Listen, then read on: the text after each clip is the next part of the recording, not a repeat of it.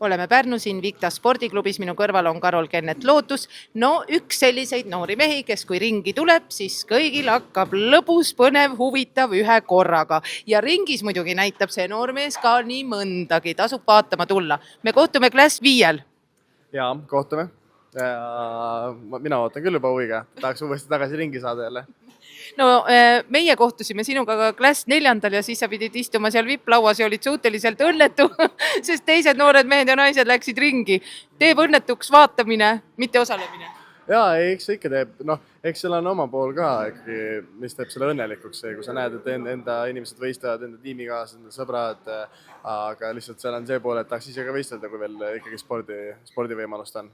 Läheme sellesse algusaega tagasi. Miks sa võitlussporditrenni sattusid?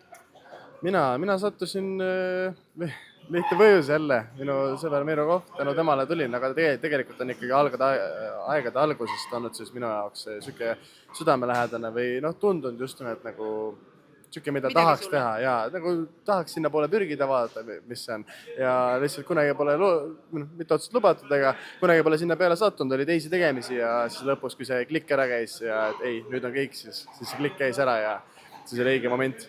Kui kaua läks aega, et see klikk ära käiks? Mitu trenni, mitu kuud? Kohe, enne trenni juba siis oli otsustatud ja siis oli juba teada, mis saama hakka. Ja siis kui trenni tulid, siis ei olnud enam teist viisi ka ja siis oli nii palju tuhhi tees, et okei, lähme.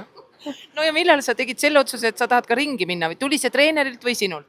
Ei, mul oli enne trenni minekut, mul oli juba kindel plaan, et ma lähen suurtele võistlustele. No vaadake seda, ja hakake teda jälgima, seda noort meest. Mul oli kohe selge, ma teadsin kohe, et mina tahan minna suurtematele võistlustele, et mind see tilulillu väga ei huvita. Ma tahaks ikkagi alati nagu näidata maksimumi ja vähemalt üritada sinna poole minna. Et kui alati jääb mingi teekond jääb katki, see on okei, aga vähemalt sinna poole pürgida. Et see on kõige tähtsam. Räägime palun pingutusest ka, sa oled noor mees, sa tead, selles puuris või ringis olles, sa tead, et kui sa ei ole palju pingutanud, see maksab sulle kätte. Selgita võib-olla siis mitte nii palju pingutamist soovivatele noortele, miks on pingutamine siiski tähtis? Eks see distsipliin on kõige selle alus ikkagi, tegelikult on.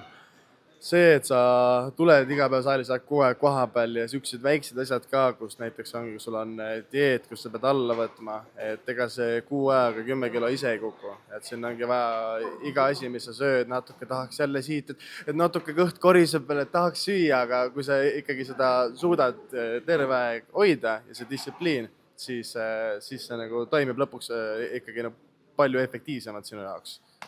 Ütle mulle, mida on võitlussport isiklikult sinu elus noore mehena kõige rohkem muutnud? Jätame nüüd korraks selle, et sa tahtsid kohe ringi minna, sa tahtsid kohe võistelda, võita ja suuri asju saavutada, aga võib-olla need väikesed asjad, vaimne tervis, sõpruskond, mis on see, mis on su elus kõige rohkem muutunud tänu võitlusspordile?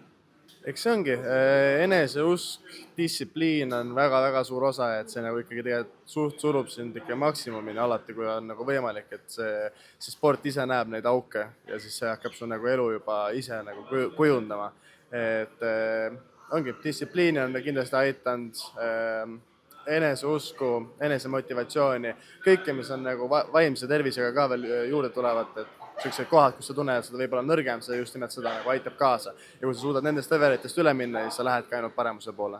Aga ta ju inimesena sind ei muuda, sest mina sinust tajun ikkagi seda lõbusat venda, sa oled nii lahe, sinuga on alati mõnus rääkida, või kaugelt vaata, mul oli ka kahju, et sa eelmine kord ringi ei astu, et oleks tahtnud ju pärast matši intervjuud teha, eufooria on sul laes, et ta ei muuda sind, aga võib-olla toob siis selle parema osa sinust välja. Jaa, ta toob sinust selle nagu sisemise poole välja, et ongi, eks me väliselt tegelikult suudame ju kõik olla ikkagi nii-öelda see kas või mask või ilma maskita, aga see, kas sa oled siis lõpuks nagu päriselt sellisena, et ongi, et sul ongi see fun pool ja tore pool, et see tegelikult aitab, kogu see sport aitab sellele ka kaasa, et sa saad olla justkui sina ise, aga sa saad seda ka väljendada hoopis teistmoodi ja sa suudad ennast nii kiiresti muuta ja see on see kõige ägedam osa, et saadki ennast hästi kiiresti nagu muuta ühelt küljelt teisele, et ongi, ma võin olla seal backroom'is lapase lüües, võin olla samasugune näpud püsti, et jube äge ja siis ongi nii, et hakkad välja tulema, siis teed ka jälle natukene show'd ja siis lähed ringi, siis on nii.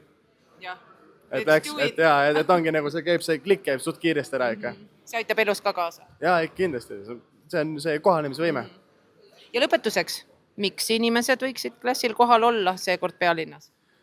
Esiteks tuleb veel suurem kui kunagi varem, sellepärast peaks kindlasti olema.